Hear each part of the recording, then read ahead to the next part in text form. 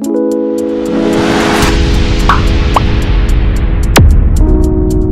معايا كده يعني يبقى لعيب رافض يجدد مع النادي بتاعه، عادي عادي رافض يجدد، وتلاقي فجأة النادي عرضه للبيع. ما خلاص يعني النادي مش بإيده حاجة، فعرضه على البيع 200 مليون. اللي عايز يشيل ب 200 مليون، يعني هذا يعقل؟ يعني انت كده نادي هيجي يشتري منك؟ أول مضحك بقى إنه إيه، كان في كلام اللاعب ده إنه رايح لنادي معين، وفجأة طلع اللاعب ونفى وقال لك إشاعات ومش إشاعات وأنا هنكمل.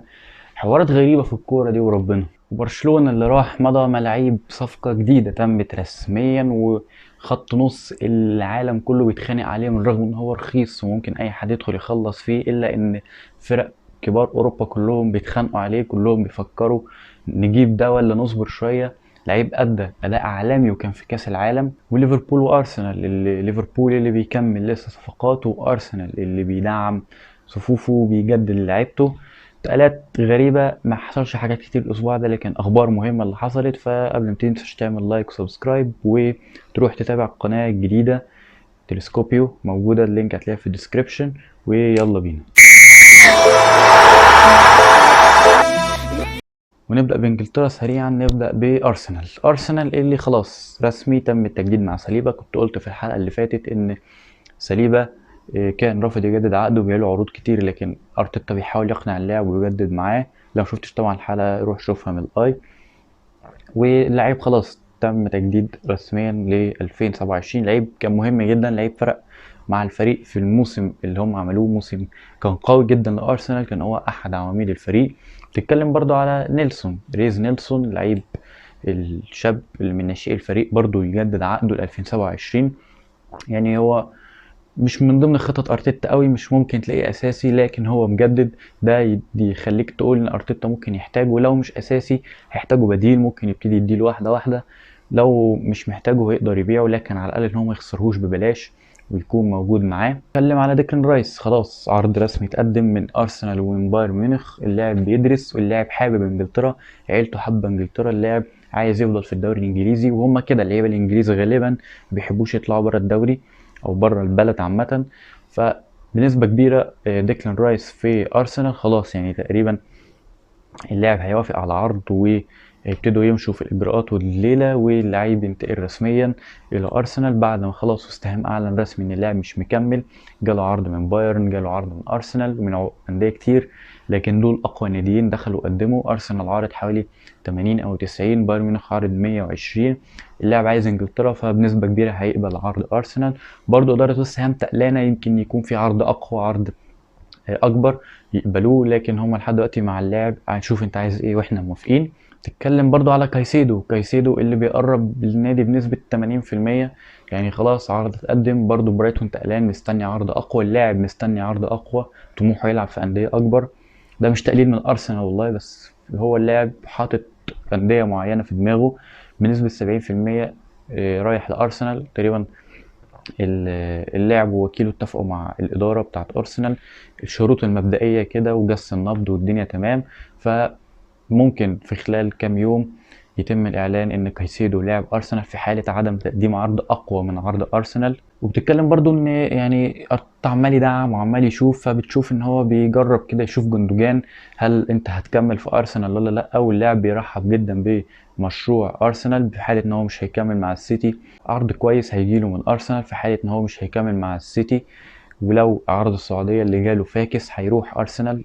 جس نبض كده الدنيا كانت تمام، وأرتيتا بيشوف لسه رأي السيتي هتجددوا له ولا لأ. في حالة عدم تجديد له خلاص رسميا جندوجان هيبقى في أرسنال، في حالة تجديد عقده خلاص الصفقة بتنتهي. بتشوف برضو بيدعم في الدفاع، فبيدور على اللاعب طبعا كاستاني، لاعب ايفرتون، بعد لعيب قدم موسم كويس. بتشوف ان هو بيشوف مع اللاعب برضو اللاعب ايفان بيرسيندا، وكنت قلته في الحلقه اللي فاتت كان كلام قليل على ايفان بيرسيندا، لكن دلوقتي بقى كلام قوي جدا ورسمي، وتقريبا خلاص اقرب صفقه لارسنال، اقرب من كاستاني. لكن برضو كاستاني فيه كلام عليه، وبرضو خناقه في دوري انجليزي. يعني وسوق انتقالات ده، يعني الحلقه دي تقريبا كلها في انجلترا. توتنهام ومانشستر يونايتد بيتخانقوا على الحارس رايح، حارس برينتفورد. خلاص برينتفورد رسمي الحارس ده ماشي. توتنهام كان داخل الاول الصفقه لوحده وكان داخل زي الفل، لكن طبعا بعد فشل صفقة هاري كين واللاعب هاري كين رسمي قال خلاص ان هو لو في انجلترا مش هيلعب غير لتوتنهام، فخلاص مانشستر يونايتد الباب اتقفل قدامه. فيعني بيرخم مانشستر يونايتد وبيقول طب هاخد انا رايح هدخل ارخم على توتنهام. فبتلاقي ان الاتنين بيتخانقوا، مانشستر يونايتد عارض رقم اعلى. الفرص اللعب بالنسبه لرايح في توتنهام اقوى، لان انت بتتكلم في مانشستر يونايتد هو هيدخل مع منافسه مع دخيا، وده عكس الكلام اللي تنهاج قاله. تنهاج كان طلع بتصريح وقال ان هو مأمن مكان ديفيد دخيا، لكن اللي واضح انه بيحصل ان هو عكس كده تماما، ان هو مش مأمن مكان دخيا ولا حاجه. تتكلم على ميسون ماونت اللي خلاص رسمي الصفقه بتتم، خلاص ممكن الاعلان عنها خلال كام يوم. الاداره بتاعت تشيلسي بتفكر وخلاص يعني هيوافقوا، لان هو ما عندهمش حل تاني. تتكلم الصفقة بتتعمل لها حوالي 50 مليون يورو، صفقة منطقية للاعب زي ميسون ماونت. بيضغطوا على الإدارة، كان مانشستر في الأول عارض 40 لكن هم علوها ل 50، رقم كويس. برضو كنت قلت كده إن هم يعني اللاعب اتفق مع مانشستر يونايتد على كل حاجة، ناقص بس العرض يتقدم لنادي تشيلسي والإدارة توافق. الإدارة كانت بتدرس العرض واللاعب عمال يضغط عليهم وهم ما عندهمش حل تاني، وبنسبة كبيرة هيوافقوا عليه. لكن عشان تعويض ليه فبتلاقي على طول بيدخلوا يتكلموا مع جيمس ماديسون في حرب مع هذا اللاعب. تلاقي برضو السيتي داخل يتكلم مع هذا اللاعب. عروض كتيرة جاية لجيمس ماديسون من أندية كتير، فبتلاقي عمال يشوف العروض، عمال يفكر أنهي مكان أحسن. ففي حالة رحيل ميسون ماونت، ماديسون هيكون هو البديل الأقوى والأمثل لتشيلسي.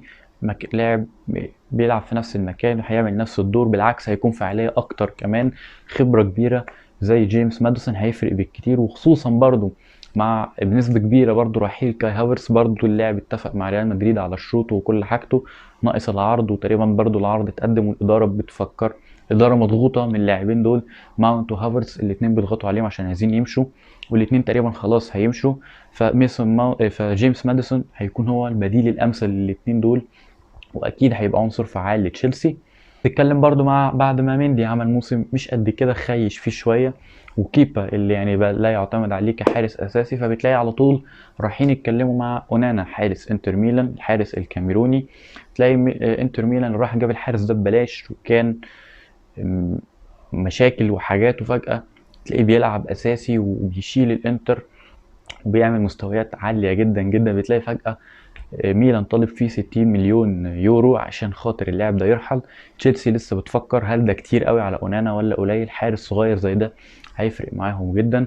ده لسه بتفكر، لكن بنسبة كبيرة اونانا هيروح في حالة ان هم خلاص يعني محتاجين حارس ولازم حارس، والمدرب بوشيتينيو اللي هيقرر. اونانا بنسبة كبيرة في تشيلسي لو بوشيتينيو موافق وقال جيبوه باي شكل. برضه نيوكاسل اللي داخل برضه في خناقه جيمس ماديسون، يعني جيمس ماديسون انجلترا كلها بتتخانق عليه، لعيب كبير وهو من واضح ان هو عايز يفضل في انجلترا، لان العروض اللي بره انجلترا تقريبا ما فيش عروض ليه بره انجلترا.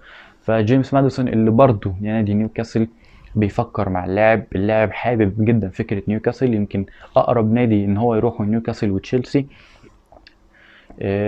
نيوكاسل فكرة دوري الأبطال برضو هي اللي مخلاه كفته أرجح من تشيلسي. مشروع لسه بيتبني، ده اللي عاجبه وده اللي مخليه إن هو عايز يبقى جزء من منظومة، عايز يبقى جزء من المنظومة اللي بتتطور.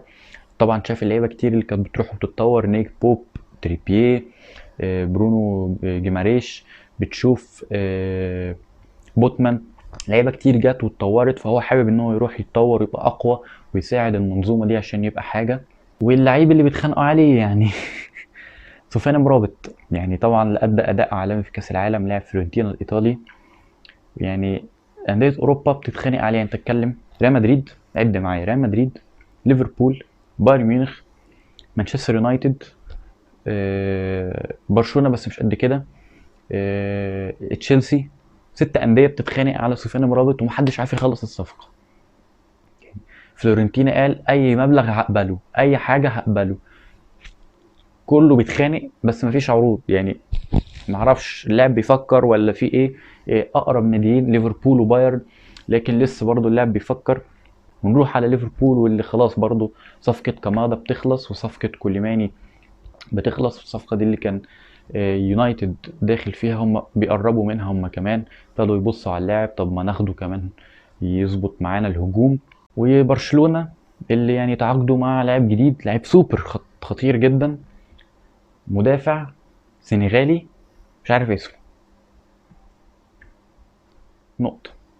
والله ما عارف اسمه، يعني مدافع جابوه، يعني الرؤية ايه انا مش عارف. ممكن يبقى حاجة وممكن يبقى حاجة كبيرة وممكن يبقى فكسان، بس قرار غريب. يعني انت عشان ما جبتش ميسي تروح تجيب حد ما حدش يعرفه. والدوري السعودي واللعيبة كتير بتقرب له، مودريتش، اوباميانج، لعيبة كتير بتقرب. لسه ما فيش كلام رسمي، لكن كانتي اللي رسمي مضى مع اتحاد جدة، كان قريب جدا وخلاص مضى رسميا.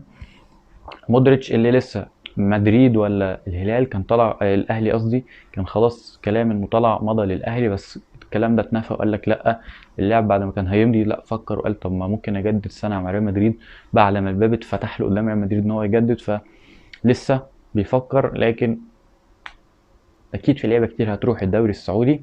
وانتر ميامي، انتر ميامي يعني بعد رحيل وميسي وراح انتر ميامي، عد معايا: دي ماريا، جوردي ألبا، بوسكيتس، الى انتر ميامي بنسبه كبيره. فلوس فجأة جت مع بعد رحيل ميسي، كله قالك نروح نلعب مع ميسي، تشوف البلد الجميلة دي اللي بتعمل صلاحيات وحاجات كتير.